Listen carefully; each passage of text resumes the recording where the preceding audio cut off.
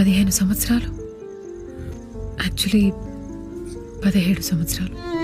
ఎన్ని సంవత్సరాలైనా ఒక మనిషి మీద ప్రేమ ఇంత కూడా తగ్గకుండా అలా ఎలా ఉండిపోతుంది?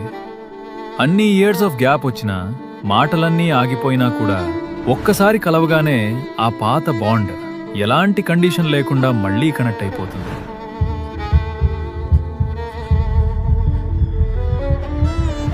వాళ్ళిద్దరి మధ్య ఉన్న ప్యూర్ ఇమోషన్ చూస్తేనే అర్థమవుతుంది నిజమైన ప్రేమకి డిస్టెన్స్తో పనిలేదని. ఎందుకంటే నిజమైన ప్రేమ వాళ్ళు ఎప్పుడూ మన పక్కన ఉన్నారా లేదా అని చూడదు.